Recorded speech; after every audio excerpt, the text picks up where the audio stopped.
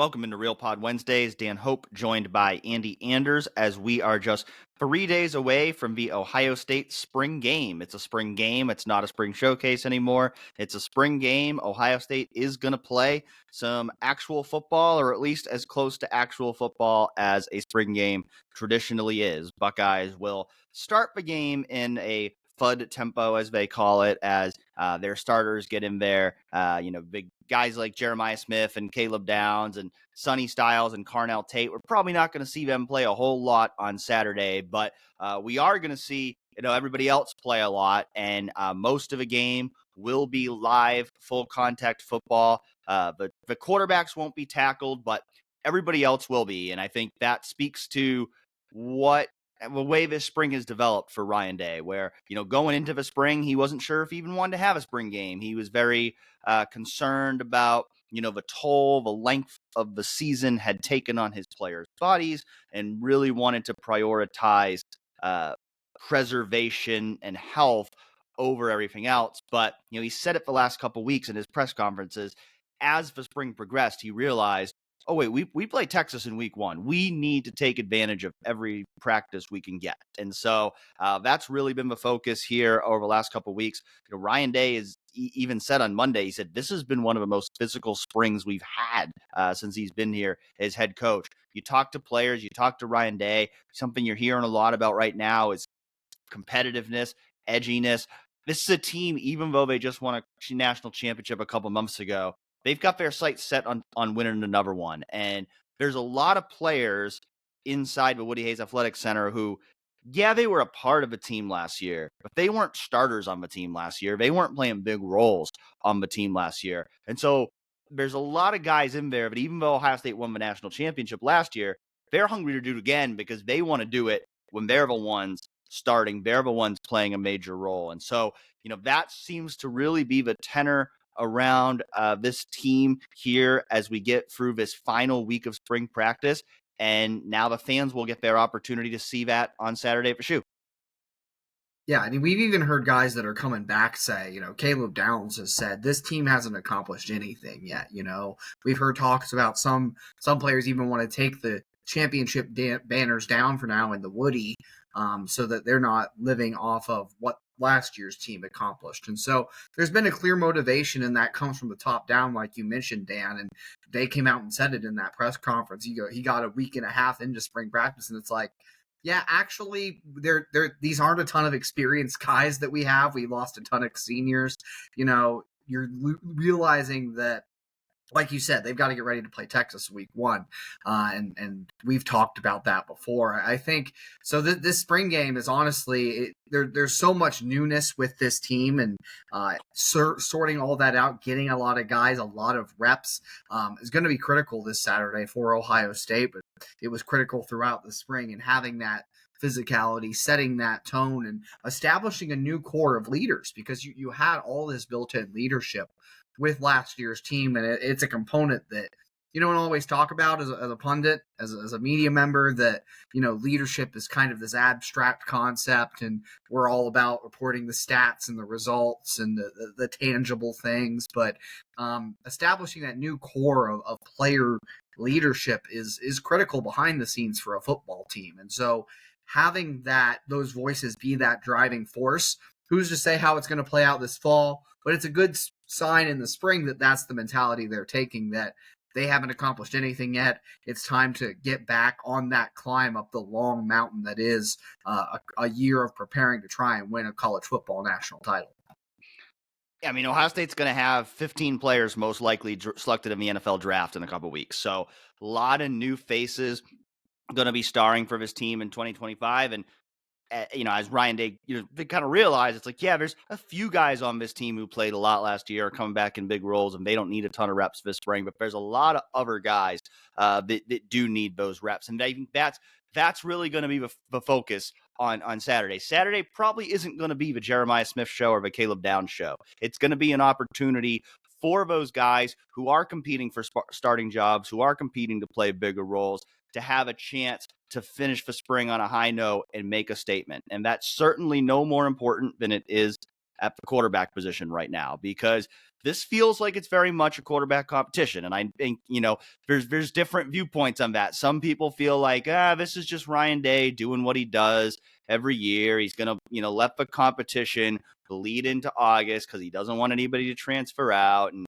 Julian Sayin is ultimately going to be the guy. But, we were both there on Saturday. I think really everybody who was there, media members, even students who were there and had the opportunity to watch on Saturday at Student Appreciation Day, I think it was pretty clear agreement that Lincoln Kienholz was the best quarterback on the field at Student Appreciation Day, that he outperformed Julian Sayin, who didn't have a great day on Saturday. Now, Ryan Day made the point on Monday, emphasized the fact that it's just one practice. Yes, media were there. Yes, fans were there. A lot of recruits were there. But at the end of the day, it's still just one practice out of 15 in the spring, one practice out of 40 leading up to that season opener at Texas when you include preseason camp. And so you never want to read too heavily into one practice. And that's true of this Saturday spring game as well. But I do think that, this is, when you hear Ryan Day say on Monday that this quarterback competition between Sayin and Kienholz is pretty much neck and neck right now, Saturday is certainly a big opportunity for each of those guys to try to build momentum in that competition, because it's going to be the last time the Buckeyes go through a real practice for 3.5 months. And so Saturday's a big opportunity for both of these guys to kind of make their case for why they should be the starting quarterback this year. And I think it's especially important for Julian Sayin because, it was funny. I was looking back at what we were talking about at this time a year ago going into the spring game. And the big storyline was, has Julian Sayin done enough this spring to make a run at the starting job? Like, that's the way he was being talked up at the end of last spring. He had lost his black stripe. He was doing really well. And it's like, is he going to make this a three-man competition with Will Howard and Devin Brown? And then Julian struggled in the spring game. That talk all proved to be a little bit excessive. And, Will Howard, of course, ultimately wins the starting job. The rest is history as he leads Ohio State to a national championship. But it just doesn't feel like Julian has built the same kind of momentum for himself this spring as he was a year ago. And I think some of that just comes with the added expectations. Like, a year ago, he was a freshman that nobody's really expecting to play. And, he's turning heads with what he's doing as a freshman in his first spring. Now he's the redshirt freshman who's expected to be the starting quarterback. That comes with a lot heavier scrutiny on what he's doing. And all of a sudden, whereas a year ago, maybe the focus was just on, that's a nice play by Julian, but he's a freshman, so you expect him to make mistakes. Now there's more of an intense focus on, that wasn't a good throw by Julian. If he's going to be the starting quarterback, he can't do that. And so, I think for Julian, I really think that it would go a long way for him, not even just in the competition sense, but I think in terms of his confidence, in terms of giving himself momentum going into the summer, if he can go out there on Saturday and have a strong showing in front of Ohio State fans.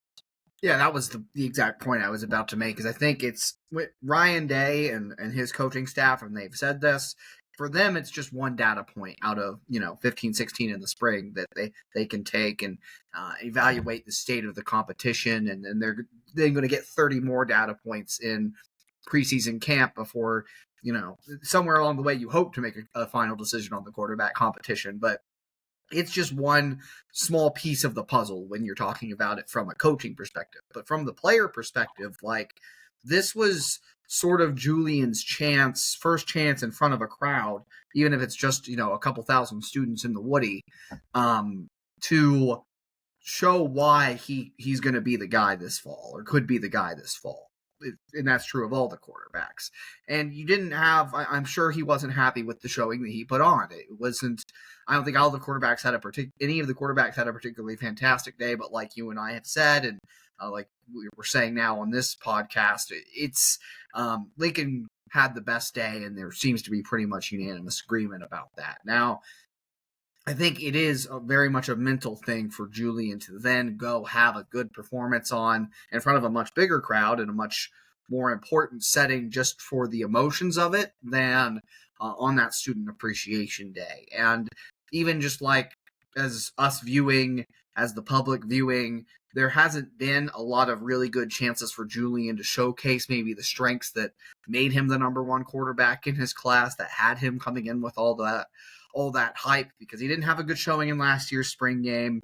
We saw some good things from him in practice, but the public didn't really get to see those things. And when he came in late in games in blowouts last year, didn't really do that great either. And so for him, I think it is about getting that confidence that he can do it at the collegiate level and those things. But my biggest takeaway from Saturday wasn't that I'm going to anoint a starter or say this guy is taking a lead necessarily, but that it is a very real competition. Like, I think I wasn't lending enough credence to the fact that Lincoln Kienholz really could win this job to me.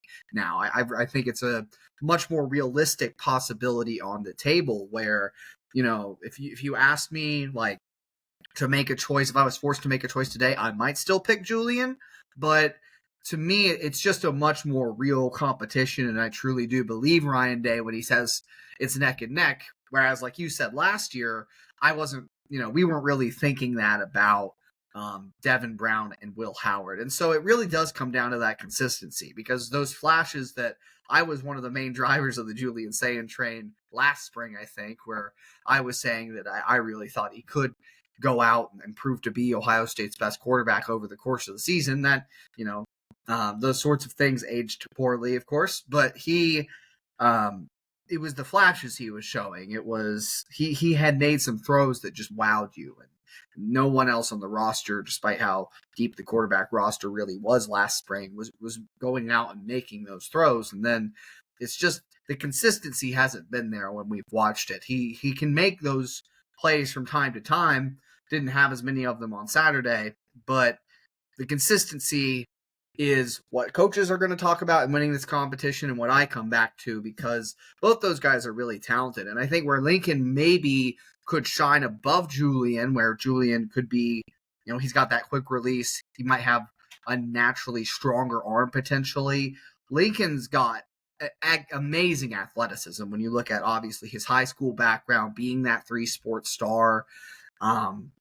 I think there's a lot of things he can do with his legs that you would like, and just general athleticism helps at that position. And so just as it continues to unfold here, I think my main takeaway from Saturday was really that this is just a very real competition, and that both guys have a legitimate shot to go win the thing through the rest of spring and then fall. Yeah, and I think, to be clear too, like, it's not, when we're talking about this, like, it's not just like, oh, Julian's not, doing everything he needs to do to, go win the job this spring. A lot of it's Lincoln's development too. Like, Lincoln looks different than he did a year ago. And like, I think the highlight of the day really on Saturday was the 45-yard deep ball he had to Carnell Tate, which was really a perfectly thrown ball, beat, another very hyped young player in Devin Sanchez. And I think seeing him make a throw like that shows you, like, he has, because that's, to me, has always been the question with Lincoln. We've always known he had the athleticism. But question has always been with Lincoln, is he an Ohio State caliber passer? And we still don't know that, but I think you saw enough flashes on Saturday to where you can see, like, he has the potential to be that. And so if he continues to show that he can be that, then, Ohio State has to at least consider the possibility that he could be their best quarterback for this season. So, like you said, I mean, if I was forced to pick right now, I would still predict that Julian Sayin will be the starting quarterback. I will see what I say a week from now after we've seen them play in the spring game, but I still lean toward the likelihood that, Julian Sayin, the guy who was really being talked up a year ago, the guy who's, the number one overall or number one quarterback recruit in his class, is going to ultimately win the job. But I do believe this is a real competition. I don't believe that this, we've talked about it in the past, Justin Fields, that competition, no matter how much it was talked up as a competition, it was a formality. Justin Fields is going to win that job. CJ Stroud, there was a little bit more like legitimacy to the competition in terms of, who else was in the room, and Kyle McCord and Jack Miller. But that one always felt like it was CJ's job to lose, and he consistently did what he needed to do to go win the job. Like you said with Will Howard, I had some concerns about Will Howard last spring, but the difference there was this was a guy who had played a lot of football for 4 years, who they brought in through the transfer portal. The thing about this competition is none of these guys have, including Tavian St. Clair, who I thought Tavian St. Clair looked good on Saturday. Ryan Day did say there's a gap right now between Julian Sayin, Lincoln Kienholz, and Tavian St. Clair. And so, I think Tavian being a freshman, he's still got a long way to go in his development. He's not really a serious contender in that starting competition right now. But, Julian Sayin, Lincoln Kienholz, neither of these guys has played a lot. And so we can think, Julian Sayin could be Ohio State's next elite quarterback. And I still think he absolutely has that potential. We just don't know it yet. And we don't know whether he's going to be ready to be that in a little over 4 months when Ohio State goes and plays Texas in its first game of the season. And so that's really what it all boils down to at the end of the day is Ohio State's got to pick the guy who it thinks gives them the best chance to beat Texas in week 1. And I don't think they know yet whether Julian Sayin is that guy. I think Saturday will not decide this competition. I think this competition is almost certainly going to go into preseason camp now, but it will at least be one more data point for Ohio State to consider as it goes into the summer and, looks at how this competition could potentially unfold in preseason camp. Moving away from the quarterbacks, if we stick on the offensive side of the ball, I think probably the most intriguing position battle going into this spring game outside of quarterback is at right tackle. And you made an interesting comment to me earlier that you think Austin Siereveld might be moving into the pole position to be that starting right tackle, which is an interesting comment because I think we both entered spring with the feeling that Phillip Daniels was a front runner to be the starting right tackle. I would personally still be in that camp. I think Ian Moore is another guy we've talked about, being in that thick of that competition. But Austin Siereveld is a guy who's been talked up a lot this spring. Ryan Day has said he thinks that Siereveld's a guy who's capable of starting at either guard or tackle. This is a guy who played a lot of football last year, filling in on that interior offensive line. It's a guy who was named an Iron Buckeye this spring, one of just 3, along with Jeremiah Smith and Sonny Styles. And so when you talk about that best 5 up front, there's certainly a very real possibility that Austin Siereveld is going to be in that best 5. And it seems like, I think, going into the spring, we figured, his chance of winning a starting job was going to be beating out Luke Montgomery or Tegra Shabola for his starting guard spot. And that's still not out of the question because, we saw him taking first team reps at guard on Saturday as well, rotating with Luke and Tegra. And so that's still a possibility that he could emerge as a starting guard. But it seems like he is getting a real look in that right tackle competition. Yeah, and that's the momentum in particular behind Siereveld and Day really, I don't know if there's any even credence right now, a preference of the coaching staff where Austin plays between guard and tackle, and it's more seemed to be this is a guy that, at least at this stage of the offseason, they want to get on the field in some capacity. They want to figure out where exactly he fits in the best fit for him on the offensive line. And I think it goes back to that best 5 argument then and this might actually not even evolve into a debate between who's the best right tackle between Austin Siereveld, Ian Moore, and Phillip Daniels. To me, it could even evolve into something more like, well, would you rather have Tegra Shabola at right guard and Austin Siereveld at right tackle, or would you rather have Austin Siereveld at right guard and Phillip Daniels at right tackle, right? It might even be more of a discussion between who's your best non-Siereveld right guard option and who's your best non-Siereveld right tackle option. So that's kind of where I see a lot of this going. And for me, that Iron Buckeye means a lot when you're talking about the strength and conditioning staff. And when you watch Austin in these spring practices, his body has changed, man. He's slimmed down. He's a lot leaner. That bodes well. I think it's similar to the body change. It reminds me of the body change that Josh Fryer underwent from 2023 to 2024, where we had seen him have problems with speed rushers off the edge as he had played tackle throughout his career. And he made those body changes specifically to address those concerns in his game. Austin, it's a very different situation, obviously, because he has been a guard his whole career.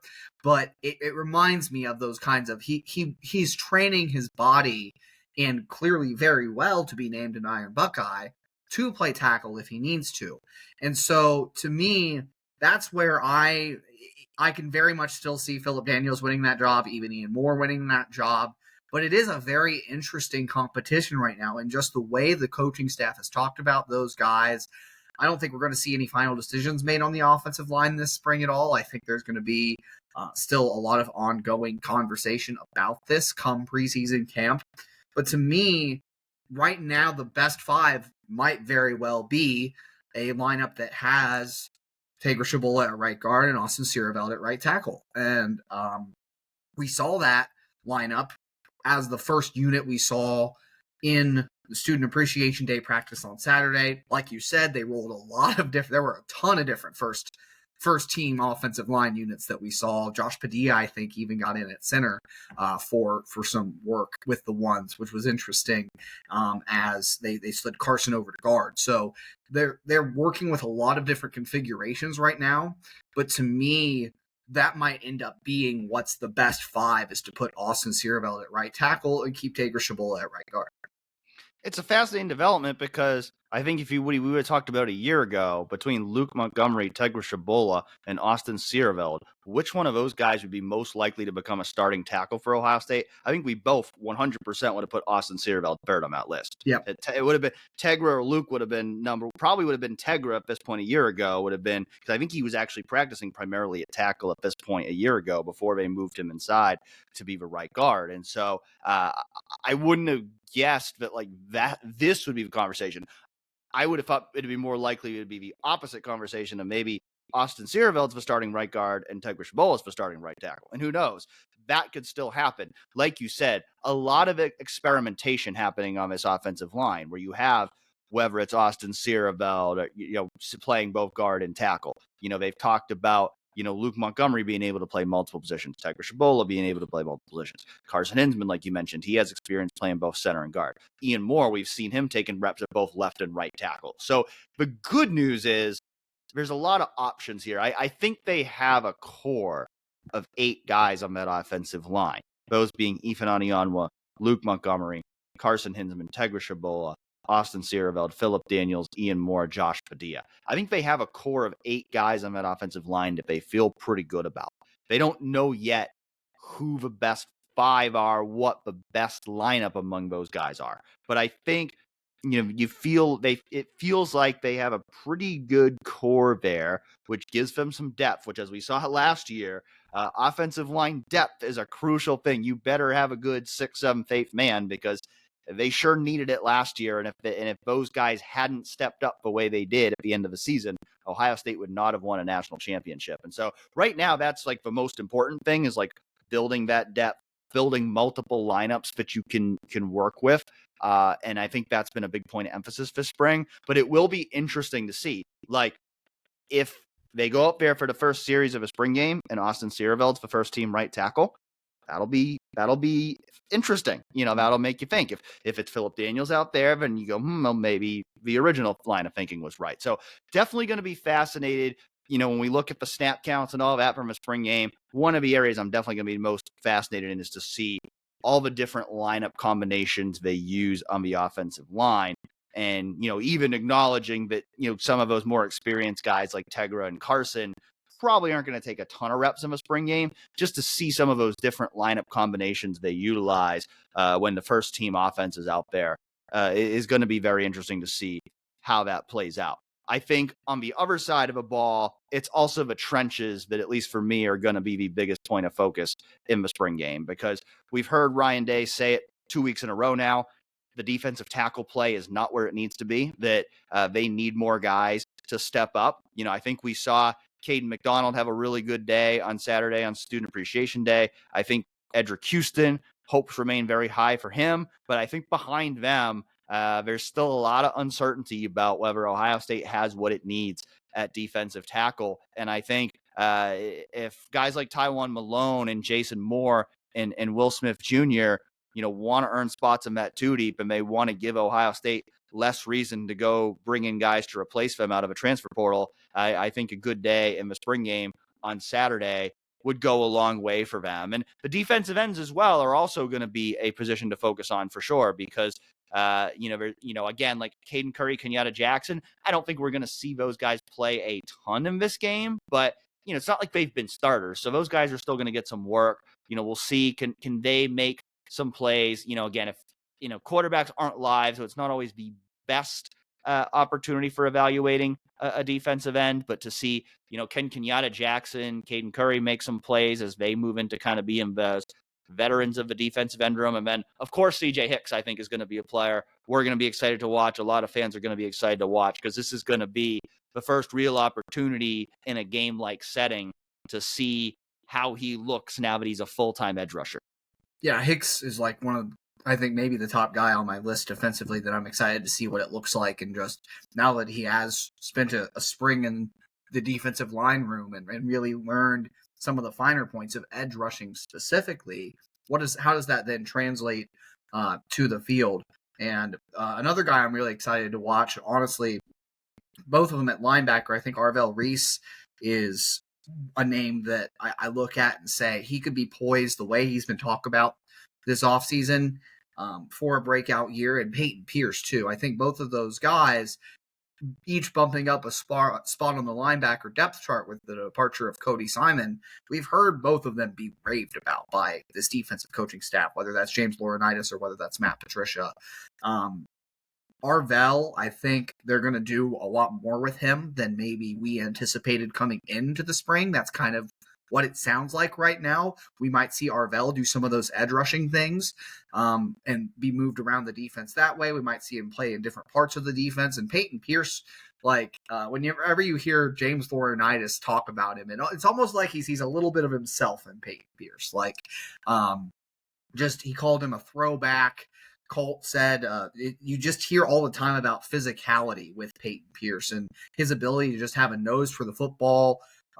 My dad used to always say the greatest linebackers he watched growing up were unblockable. And I think when you talk about having the wrestling background that Peyton Pierce has, a state champion from Texas, the ability to manipulate, punch, and shed blocks on the interior is going to be a real strength of his. And so, Matt Patricia raved about his physicality. So I think those two guys are also pretty high on my list of guys that I'm pretty excited to watch here on Saturday in the spring game.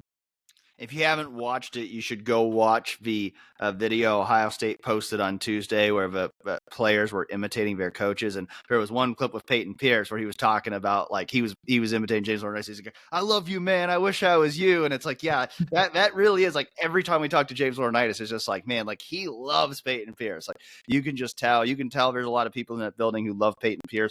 Based on what we saw Saturday at Student Appreciation Day, I think that's a good reason. I think Peyton Pierce is going to be a player. And yeah, I think, Arvell, he has such a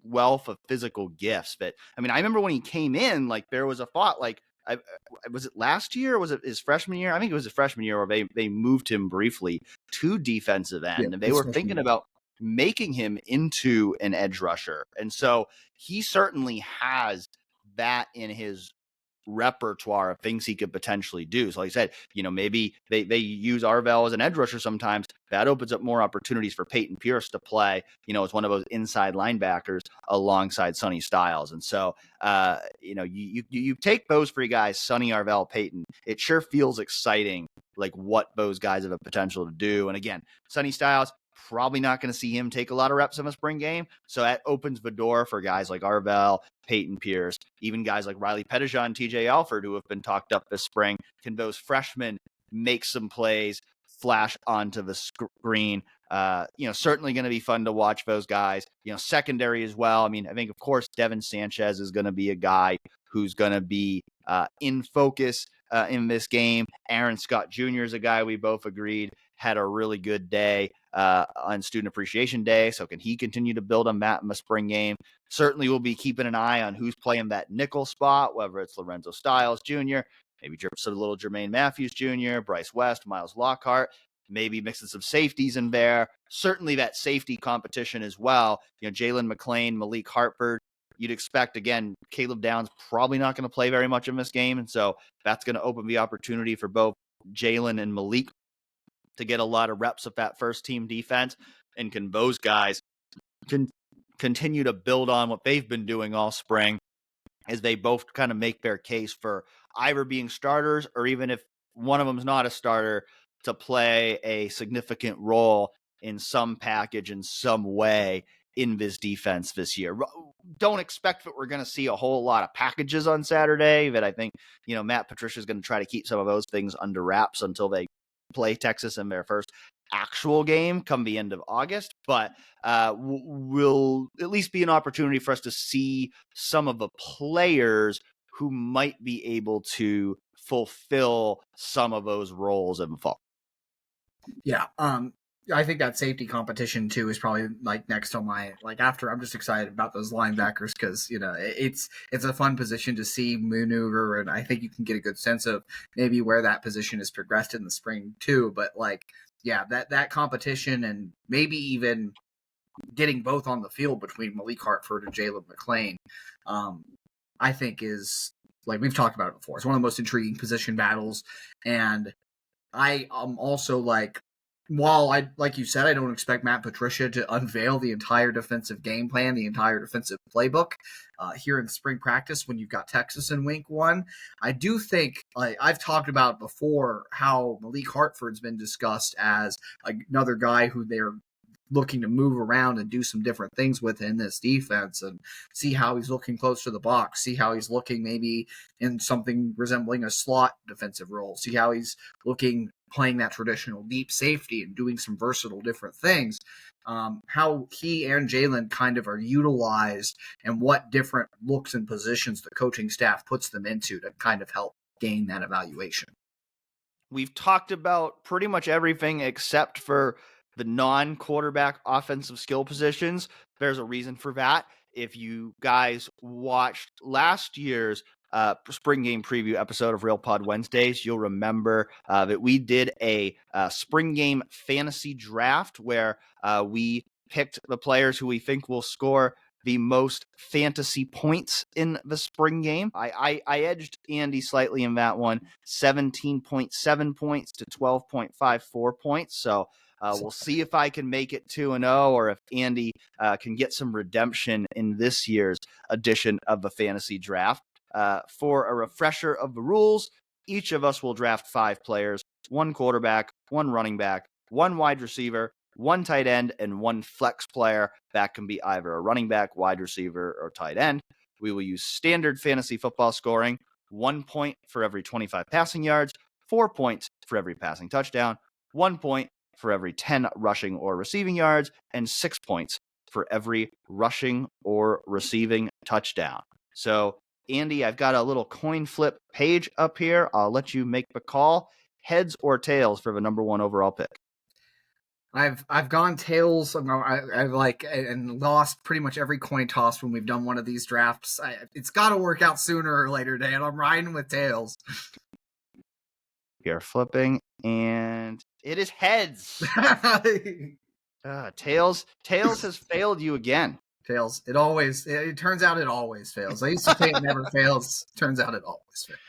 All right, so that gives me the number 1 pick in our little 10-pick snake draft here. As I think about who I think can score the most fantasy points in this spring game, I got to go with Bo Jackson. I think we're going to see a lot of Bo Jackson on Saturday, especially later in the game when maybe James Peoples and CJ Donaldson have come out of a game. Bo Jackson looked really good on Student Appreciation Day. We've been hearing good things about him all spring. So I got to go Bo Jackson.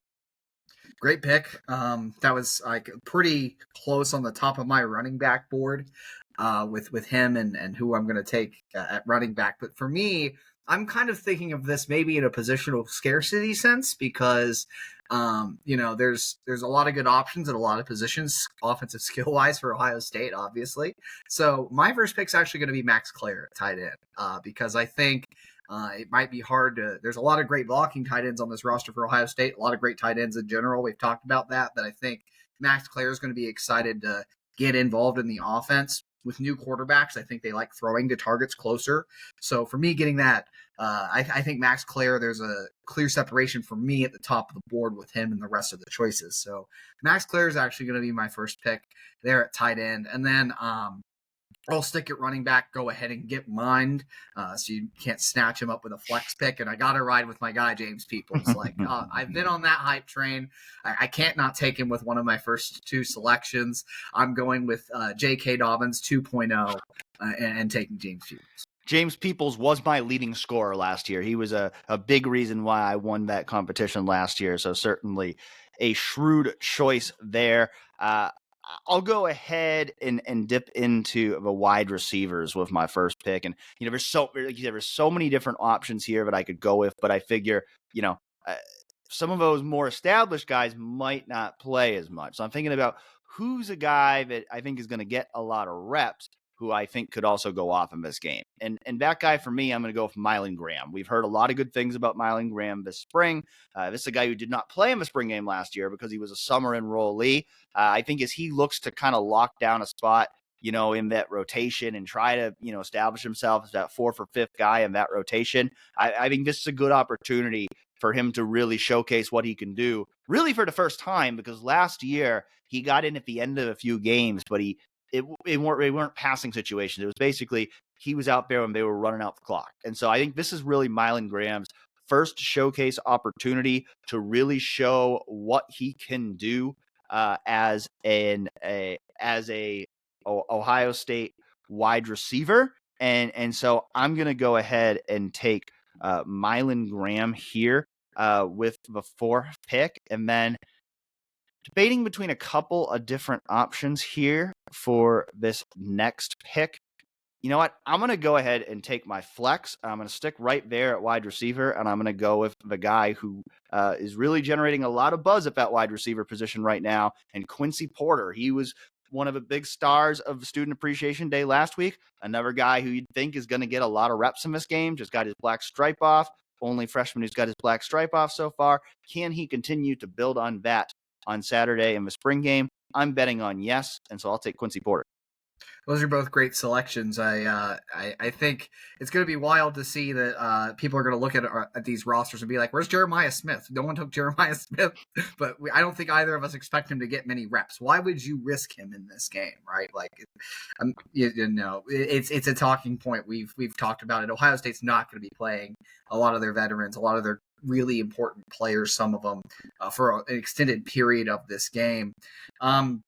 So I guess that leaves really the board open to me at receiver for later. I'd be advised to address other positions here. I want to take a quarterback in this spot because they're all still available. The problem is, who do I actually think has the best spring game? And that's why I said I'm going to let him take the first one. I am actually going to ride with Lincoln Kienholz here. And I think part of it is that rushing yards are inherently more valuable when you're talking about fantasy scoring than passing yards. So Lincoln Kienholz breaks off a couple nice runs for me. I like him in this spot. As far as the quarterbacks go, I'm going to take Lincoln Kienholz as my quarterback. And then for my first receiver pick, I'm going to take Brandon Ennis. I think Carnell, similar to Jeremiah, the reps are going to be more limited in this game, but Brandon is a new starter, although he is a more veteran player as a third year of the program. Did get some use last year, but I think he's very hungry this offseason to emerge as that star, to prove his 5-star status, and I think that that's going to bleed into maybe a few more reps in the spring game. And like I said, with new quarterbacks, being a slot guy, I think benefits him being closer, that more just ready, available target for a quarterback. And so I'm taking Brandon Ennis here as my top receiver with Quincy Porter and Mylan Graham both off the board.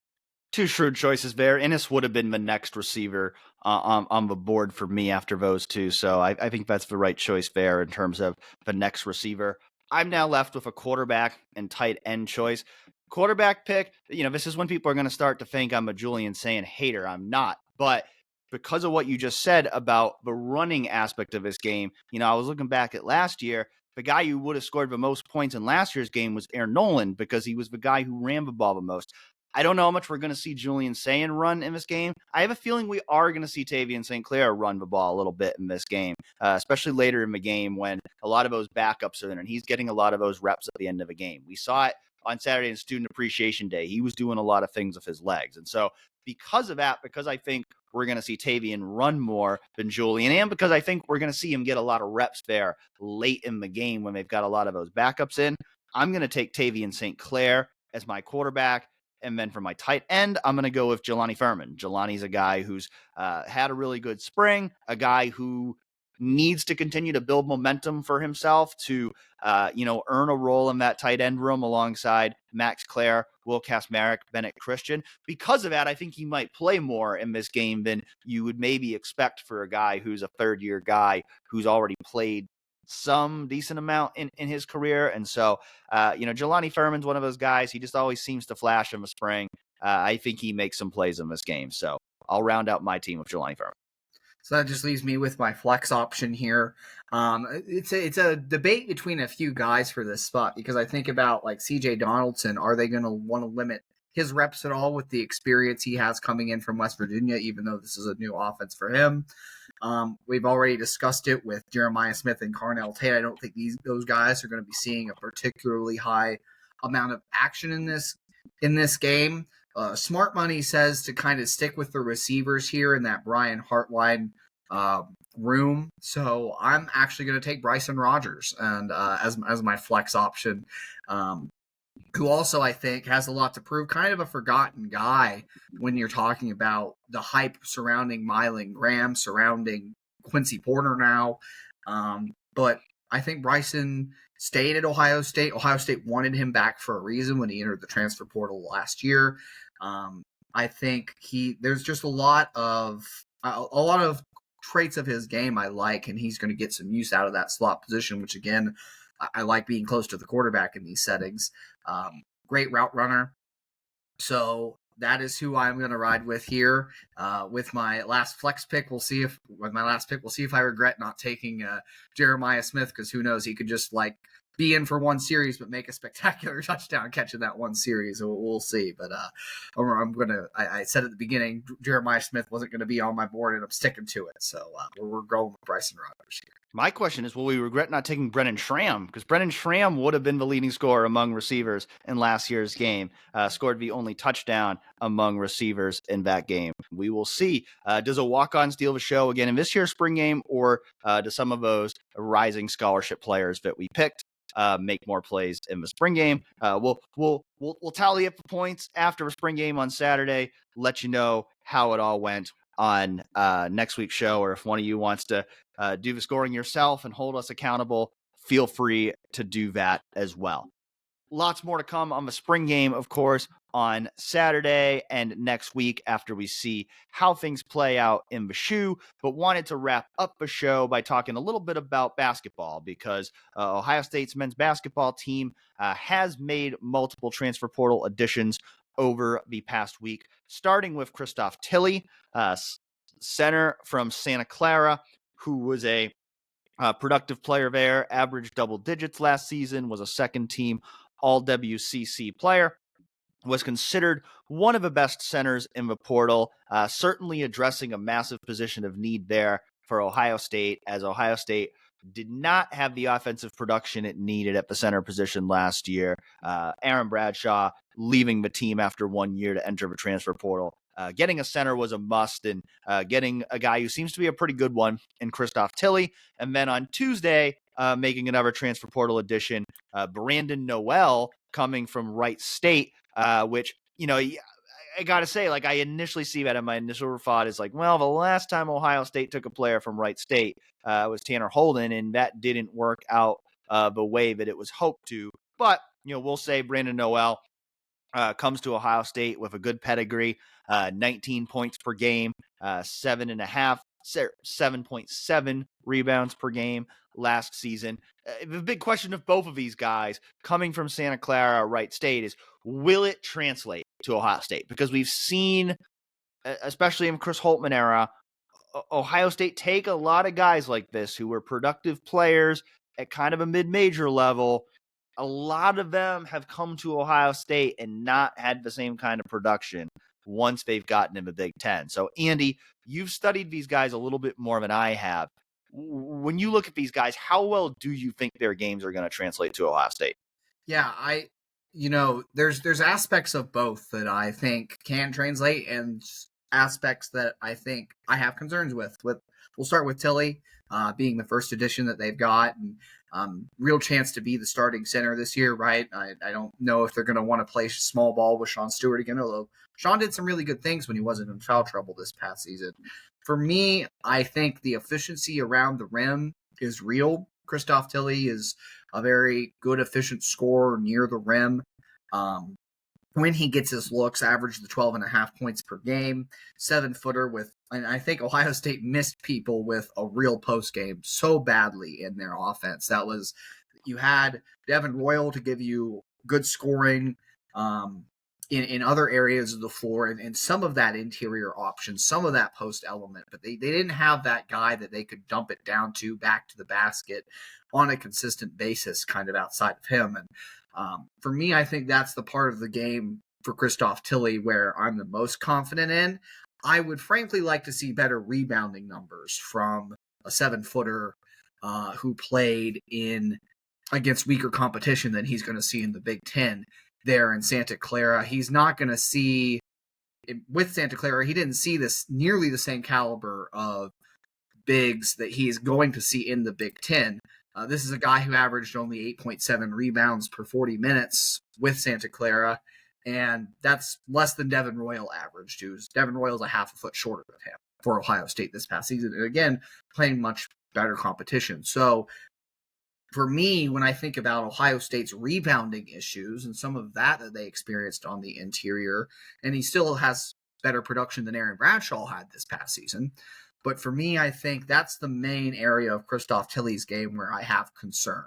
I do think he can translate well as an interior scorer, although, again, against bigger, better, like the Big Ten is always going to have really big, strong front court players that can challenge shots, that can really make you earn it on the inside. And for him to embrace that next level of contact, it is going to be a step up. However, that's the part of his game that I see perhaps translating better. He's going to need to produce, at the very least, a similar rebounding rate per 40 minutes that he got at Santa Clara, but you'd like to see it take a jump. Brandon Noel, watching his tape, I'm impressed with the skill in his game, with the diversity of his scoring. And for an offense that lacked efficiency in a lot of stretches last year, before Michi Johnson Jr. left the team for personal reasons, and obviously has since transferred back to South Carolina, as you know, a lot of our listeners will know. For me, I think you take a guy with a 59.6 effective field goal percentage, which is just field goal percentage, but 3-point shots are weighed 1.5 times more than 2-point shots because they score 1.5 times more points, right? Kind of adds up in that respect. He would have been the best, most efficient shooter of Ohio State's major contributors this past year. When you talk about a guy like Bruce Thornton's was 58% effective field goal percentage, guy who shot over 40% from three, right? It's going to lend itself well to that metric. I think when you look at that, shooting is something that you're going to get better contests at the Big Ten level for sure than you got at Wright State playing in the Horizon League. But I think shooting and efficiency are what elements of the game that are easier, I think, to translate than some of the other, like, just raw scoring numbers maybe. I don't expect him to go out and score 19 points a game at Ohio State like he did at Wright State per se, but if he can give you 14, 15 a game and keep a similar shooting number, and he's also a 37% career 3-point shooter just overall, then that's a really plus addition, especially as you need to replace some of that wing scoring potential that you lost when Micah Parrish left. So wing was a huge issue for them to address, and he's got the skill set to play that. I think there's a world where maybe he'd be better suited as a power forward, but it'll be interesting to see the configuration if both he and Devin Royal are in the starting lineup who plays the 3, who plays the 4, because I think right now the plan seems to be one of those two guys, unless Colin White just has an explosion out of nowhere and really wants to stake that claim to the 3. So definitely things to like about both players. The other thing I should mention with Brandon Noel, actually his rebounds per 40 minutes were 9.1, which is even higher than Tilly's, who was a 7-footer. I think that that you love the hustle in his game and the well-roundedness of it too, as a 6'8" guy who can play on the wing and give you more of that rebounding. So, like I said, things about both players that I think can and will translate to the Big Ten, but how well do they translate? And I think some areas to work on for both of those guys as they take that major leap in competition. Yeah, I think when I look at overall what Ohio State's done so far in terms of roster retention and addition, I say, like, to me, it's solid. I mean, like, the good news is they, unlike last year, they successfully kept their top players in the fold. Bruce Fortin's back, John Mobley's back, Devin Royal's back. Like, that was, keeping those free was like priority A, and they've done that. So that's big. And then, the free guys they've added, also including Gabe Cupps, I think they're all logical additions that make sense for their own reasons. You already talked about a lot of them with Tilly and Noel. Gabe Cupps feels like a little more of a dice roll to me because he didn't play much in 2 years in Indiana, but you are talking about a former Ohio Mr. Basketball. If he can, get healthy and become the player he was projected to be coming out of high school, there's some potential there for him as a backup guard. But certainly I went into the start of portal season thinking, Ohio State needs to make a big splash somewhere. That's what hasn't happened yet. And you start to wonder now, is it going to happen? Because, they're up to around, 12, 13 players, depending on who all comes back next year. You'd think they want to add at least one more player in the portal. Hard to say who exactly that might be right now. To me, I would think probably the biggest thing you'd be looking for if you add another player at this point would be another wing, like more of a true wing. Because I feel like they don't really have that true wing player right now in the mold of like a Micah Parrish from last year. Like you said, they, either Devin Royal or Brandon Noel could potentially play that 3, but I still feel like they need more of a true wing there. Would you agree with that assessment? I would. Like I said it before. I think both guys are more natural at the 4 than the 3. Even though both have capabilities, to shoot, to drive, to do some of the things a 3 does. You'd rather I think the optimal situation is, like you said, you make a big splash at small forward with one more portal addition, and you let Brandon Noel come off the bench to provide you bench scoring. For me, was a huge portal need to address this offseason, as much as the direct needs of wing and center in terms of getting new starters. Because again, you look back at that Iowa game, they scored 3 bench points in their last game of the year that ended their season, right? If they win that Iowa game, there's a good chance they could go on and get into the NCAA tournament, and the outlook of this program is much better right now. Not the lack of depth really hurt them. And I think in an optimal world, you'd love to have Brandon Noel coming off the bench for this team. But like I said, the current configuration would probably look something like one of those two guys playing 3, which I think is their less natural position. So I'd agree with you, Dan. If I'm sitting there as the Ohio State general manager or whatever, my pick would be to go make another big splash and get that true small forward, slashing, wing, shooting, doing the things a really good star scoring wing can do. But yeah, to your point, if I were to look at the whole of Ohio State's transfer portal ads so far, it's good. It's just, I think, for where this program was coming off of this season, you'd like to get to that great threshold, and I'm not there yet in terms of what they've done in the portal so far. Well, we'll see if more additions are to come that could potentially elevate, kind of the overall assessment of where this roster is going into the 2025-26 campaign. I mean, the portal's not even closed yet. Guys are still entering the portal. So certainly still times. I mean, Ohio State guys can still enter the portal. So there's certainly still more time for things to develop on both fronts there. But Ohio State has at least, gotten commitments to retain their best players from last season, added a few more pieces. We'll see how that continues to unfold as we'll be continuing to follow that along with the end of spring football this week as Ohio State plays its spring game at Ohio Stadium Saturday at noon. Big Ten Network will be televising that. It'll be on the radio on 97.1 The Fan. And of course, you can buy tickets if you want to be there at the shoe on Saturday. We will be there at the shoe on Saturday, bringing you lots of coverage on 11warriors.com. So stay tuned for plenty more coverage of spring football, Ohio State basketball, and more over at 11warriors.com. Until next time, he's Andy Anders. I'm Dan Hope. This has been Real Pod Wednesdays. Thanks for joining us.